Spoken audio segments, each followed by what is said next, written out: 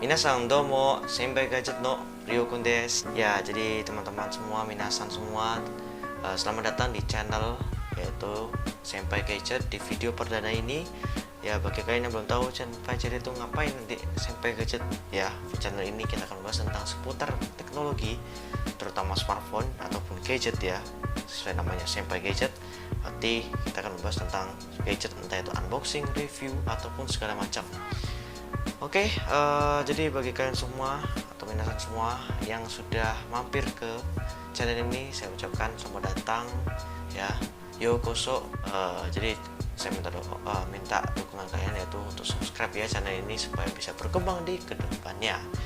Oke, langsung saja kita masuk ke pembahasannya. Di video pertama ini kita membahas tentang smartphone 1,5 jutaan yang paling worth it untuk kalian beli di tahun 2020. Smartphone apa? Yaitu ini adalah Sharp Aquos SHV39 atau Aquos R.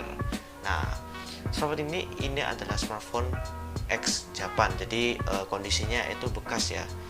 Dan kondisinya ini bisa dibilang hoki-hokian, tergantung kalian dapat barangnya dari lapaknya seperti apa. Dan bagi kalian yang mudah mencari HP bekas dengan harga terjangkau, maka kalian minasan semua tepat sekali untuk datang ke channel ini.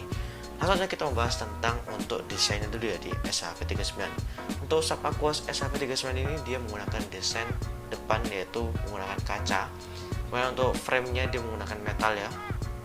Dan bagian belakangnya ini saya rasa ini bukan kaca, melainkan ini adalah polikarbonat atau plastik. Karena gampang sekali lecet ya. Dan untuk bagian depan ini sudah dilapisi dengan Corning Gorilla Glass 3 kalau nggak salah ya. Dan untuk interface sendiri kita bisa lihat di sini di bagian bawah itu sebelah kiri ada speaker yaitu mono speaker, jadi nggak stereo ya. Speaker grillnya di sebelah kiri. Terus sebelah kanannya sebagai bagian tengah ini ada port charging yaitu USB Type C, dan sebelah kanannya ini ada mikrofon. Dan di sisi kanan kita bisa melihat di sini ada tombol power dan juga volume yang menurut saya pribadi sedikit agak kecil ya. Dan bagian atas bisa dari sini di bagian kiri sini ini ada mikrofon lagi ya. Di pojok sini ada mikrofon dan ada headphone jack ya. Tentu saja ini adalah HP keluaran tahun 2017, jadi masih ada headphone jack. Dan untuk bagian depan, karena ini keluaran 2017 jadi masih zamannya layar 16:9, yaitu dimana dagu dan jidatnya itu masih tebal-tebal. Untuk bagian depan kita bisa di sini, di atas ini adalah ada sensor cahaya ya, sensor cahaya. Di bagian bawahnya ada earpiece. Sebelah kirinya ditemani dengan kamera selfie yaitu sebesar 16 megapiksel. Dan di bagian bawah sini ada tombol kapasitif yaitu sensor sidik jari ya, sebagai sensor sidik jari, bukan tombol fisik ya. Dan untuk tombol navigasinya dia bukan di sebelah kiri kanan sini, dia ada di dalam layar di sebelah sini. Oh ya, untuk sebelah kirinya itu ada SIM tray ejector ya, SIM tray ejector yang kalau kita buka itu single SIM dan micro SD. Jadi dia udah dukung micro SD, lumayan. Kan bagi kalian yang untuk storage-nya sebesar 64 GB itu masih kurang, mungkin kalian bisa tambahkan micro SD karena masih bisa. Dan untuk di sebelah kanan sini itu ada LED notifikasi ya, di sebelah sini mungkin kalian nggak terlalu kelihatan, tapi di sini ada LED notifikasi. Dan bagian belakang kamera sendiri sini ada kamera sebesar 22 megapiksel dan juga ditemani dengan LED, single LED flash ya, single.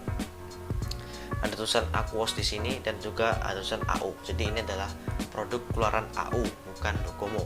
Spesifikasinya sendiri kalian bisa lihat di berikut ini, yaitu Sharp Aquos SHV39 sudah menggunakan Snapdragon 835 ditemani dengan RAM 4 GB dan juga internal storage sebesar 64 GB, dan juga menggunakan kamera belakang yaitu 22 megapiksel dengan OIS dan EIS, dan juga di kamera selfie sebesar 16 megapiksel yang sudah mendukung EIS. Kemudian untuk baterainya sendiri dia sebesar 3160 mAh dan juga mendukung Quick Charge 3.0 ya. Dan juga untuk Android sendiri dia sudah menggunakan Android Pie, jadi sudah menggunakan Android 9 ya.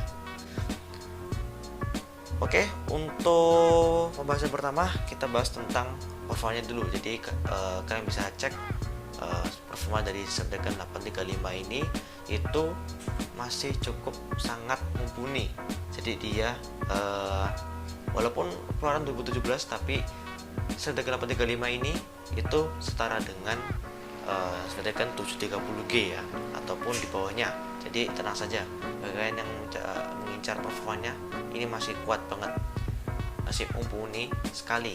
Untuk performanya sendiri dia di tes menggunakan Antutu Benchmark dia sudah skornya sekitar 210.000, dimana udah cukup gede ya, cukup gede di angka segitu, 210.000.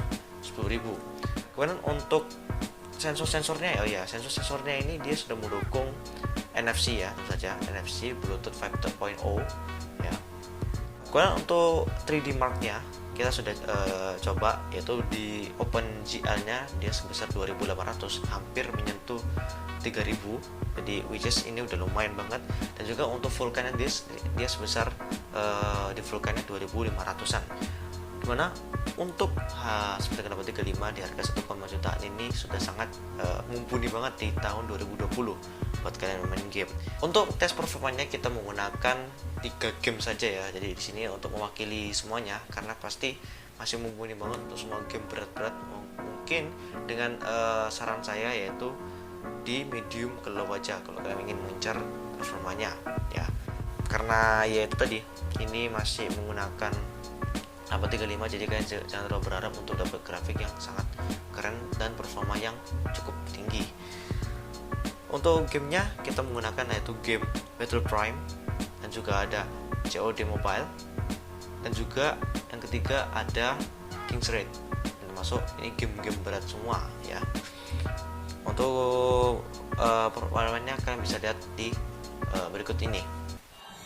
Nah ini dia contohnya.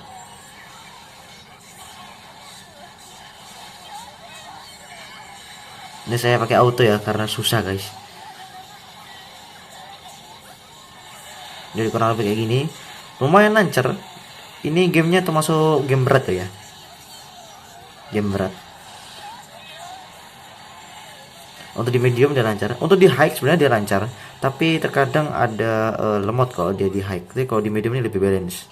Tapi kalau kalian pengen yang lebih rendah lagi, kalian bisa turunkan ke yang low aja.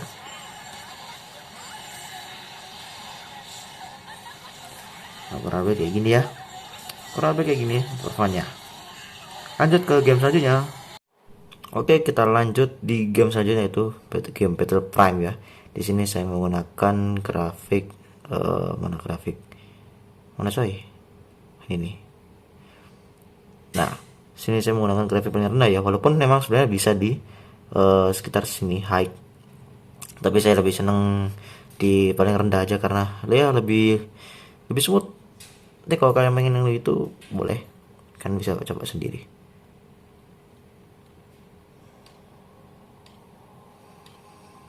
Battlefield termasuk game FPS, bukan FPS ya, TPS yang cukup berat, dan kalian bisa coba sendiri untuk sebagai ya benchmark saja. Jadi kayak gini gameplaynya. Nggak bisa. Nyangkut cuy. Oke, ke gameplay yang selanjutnya. Tadi ada sedikit halangan karena memorinya habis. Ya kurang lebih kalian bisa lihat ya, kurang lebih gambarnya seperti ini untuk grafiknya. Gamenya seru guys.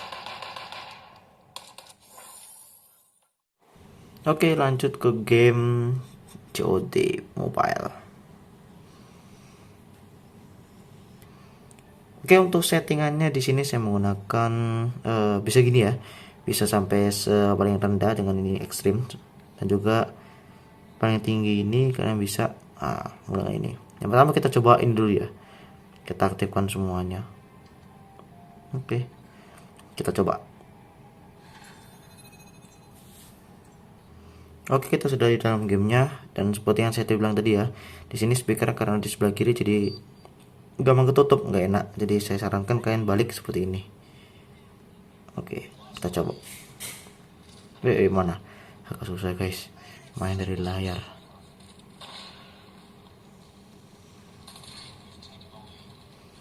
Kita coba. Waduh, mana maksudnya?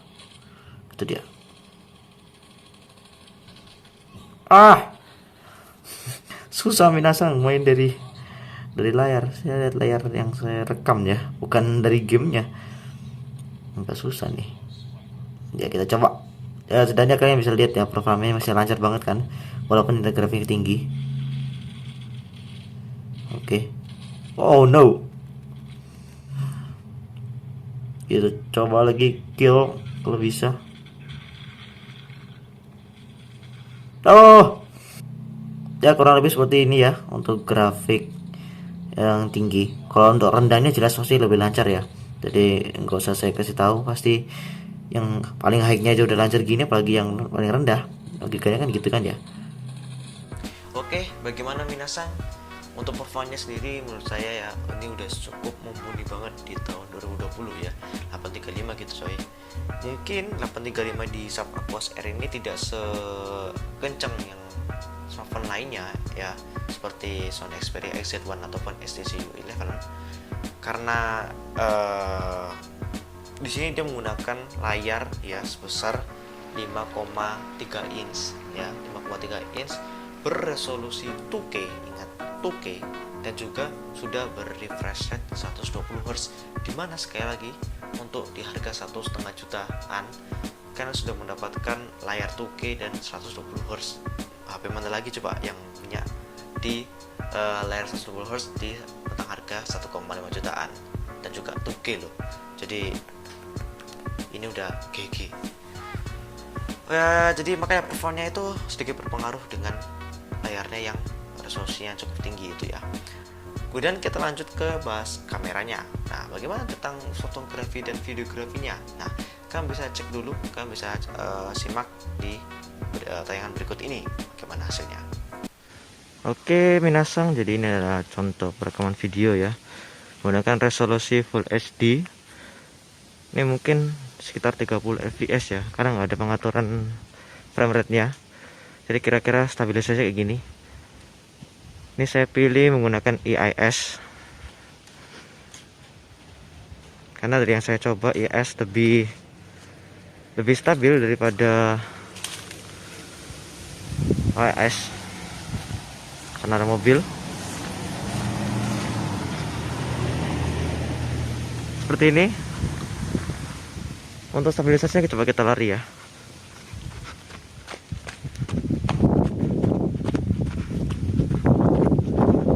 Ya, bagaimana, apakah stabil? Kita ganti ke resolusi 4K. Oke minasan, ini adalah perekaman menggunakan resolusi 4K ya. Kalau di resolusi 4K ini lumayan bagus ya dari gambar dan cukup stabil karena menggunakan IIS.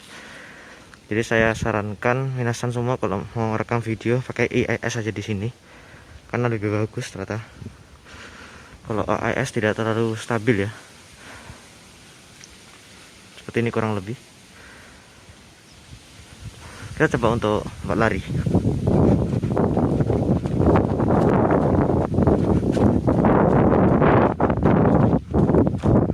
Ya, jadi kira-kira kayak gini. Lumayan stabil kan ya di 4K. Mantap.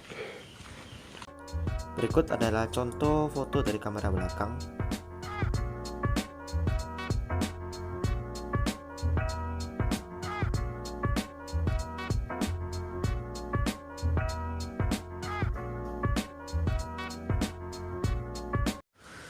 Ya, dan ini adalah perekaman video menggunakan kamera depan ya. Jadi resolusi Full HD. Dan menariknya di sini dia agak stabil. Jadi lumayan, 1,5 juta udah stabil.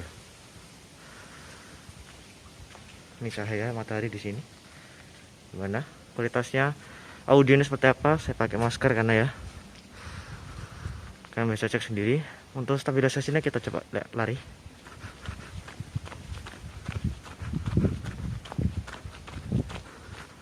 Ya, kira-kira kayak gini. Gimana? Lumayan kan?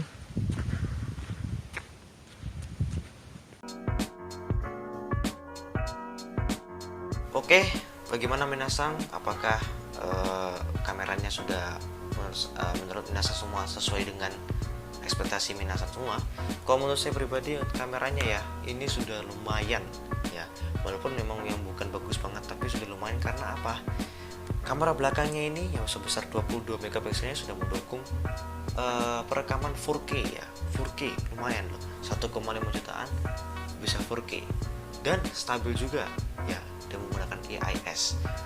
Dan tidak hanya itu, di kamera depan pun yang resolusi 16 megapiksel, kalian ambil video ya, video Full HD itu juga cukup stabil. Jadi untuk segi kamera ini udah subarasi. Jadi ya kakak yang cari HP ini untuk sebagai fotografi ataupun videografi di harga 1,5 jutaan ini juga worth it, walaupun ingat ini karena HP tahun 2017 jadi kameranya masih cuma satu saja, kalah dengan yang mungkin HP-HP 2 juta lainnya ya, yang dimana dia sudah kameranya lebih dari satu. Tapi itu tadi karena kameranya walaupun satu tapi tetap GG ya. Dan untuk kualitas speakernya kalian bisa cek berikut ini ya. Ini adalah contoh dari suara speaker ya. Kita coba play lagu ini.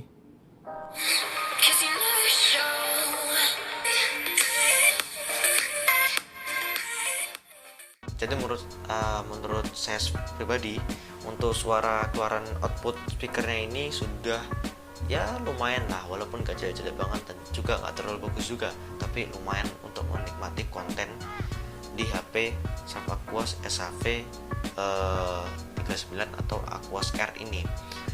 Nah, mungkin yang perlu saya notice di sini, kalau kalian perhatikan kan ya, dia kan speakernya ada di sebelah kiri, dimana inilah menurut saya pribadi ini penempatan speaker yang kurang saya suka, atau paling gak saya suka lah ya, karena ini gampang sekali ketutupan ketika kita ingin menggunakan smartphone dengan posisi landscape seperti ini. Jadi kalau kalian landscape kan karena dia speaker di bawah kiri, naturalnya kita ketika menggunakan versi landscape itu kan putarnya ke kiri, jadi dia akan menutupi susi ini dan pasti keganggu dan gak enak banget. Itu udah saya rasakan. Dan juga karena bagian belakangnya ini dia menggunakan plastik ya, menggunakan polikarbonat yang gampang sekali lecet. Jadi speakernya itu kalau kita set di atas 70% itu geter banget di bagian sini. Di bagian sini tuh pasti geter, keluaran seperti dari speaker yang geter. Jadi mungkin untuk lama-lama nggak terlalu kurang nyaman, walaupun nggak terlalu mengganggu banget, tapi mungkin sebagian besar orang menganggap itu sebagai hal yang mengganggu. Jadi perlu saya ucapkan di kali ini. Dan karena ini mono, jadi nggak ada spesialnya banget ya di HP ini. Yang penting keluarannya udah lumayan aja, udah bersyukur banget karena ini HP bekas 1,5 jutaan. Kita mau berharap seperti apa lagi? Kita langsung saja masuk ke kesimpulan. Di harga 1,5 jutaan ya di tahun 2020 ini, menurut saya ketika kalian mengincar HP bekas di harga 1,5 jutaan, ini adalah HP yang paling komplit banget ya. Karena itu tadi, pertama Snapdragon 835 dan juga ini sudah mendukung layar 2K dan refresh 120 Hz, karena nggak ada lagi di saingannya. Walaupun untuk layar 2K ada di HTC U11, tapi jauh banget, sekitar 1,8 juta. Tapi kalau kalian mengincar HP yang segala sektornya itu bisa diandalkan, maka Sharp Aquos SAV 39 ini atau Aquos R ini sangatlah layak untuk kalian jadikan pilihan di HP-HP bekas X Japan. Nah, jadi kalau kalian yang masih bingung untuk memiliki HP-HP bekas itu di seperti kenapa 35, karena kita temukan ya di marketplace online ya, yang menjual HP Snapdragon 835 tuh udah banyak sekali. Nah, jadi menurut saya ya, opsi yang paling stabil ataupun yang paling balance itu ada di SHV 39 atau Aquos R ini, karena itu tadi semua sektor hampir bagus semua, terutama bagi kalian yang mengincar multimedia untuk menonton mungkin nonton anime, drakor, youtuber, tiktokan atau instagraman. Ini udah enak banget karena layar 2K dan refresh rate-nya 120 Hz. Jadi kalian tuh nge-swipe itu udah mulus banget, jadi nggak akan nyesel lah kalau kalian nyoba 120 Hz itu. Untuk baterainya ya, saya lupa memberitahukan baterainya. Baterai sendiri dia ini kan sebesar 3160 mAh. Untuk ketahanan baterainya, dia kurang lebih tahan sekitar 6 jam atau 5 jam ya, tergantung pemakaian juga. Tapi kalau untuk pemakaian saya pribadi seperti pemakaian berat, itu mungkin casnya 2 kali ya. Tapi kalau misalkan yang pakai casual atau biasa saja, ini mampu sampai ya at least kalian ngecasnya di malam hari sekitar jam 7 atau jam setengah 8. Oke, terima kasih, mungkin segini aja yang bisa saya sampaikan. Sekali lagi saya mohon maaf jika ada kesalahan informasi yang saya sampaikan di video kali ini. Mungkin minasan semua bisa mengkoreksinya di kolom komentar di bawah, dan juga berikan saran-saran ya, karena ini masih channel yang masih baru, jadi saya perlu saran dari minasan semua tentang apa aja yang saya akan kita bahas ya ke depannya. Dan jangan lupa di like dan subscribe juga ya channel Toroku onegai shimasu ne. Oke, terima kasih sudah menonton video ini. Saya Ryokun, 次の動画にまた会いましょう。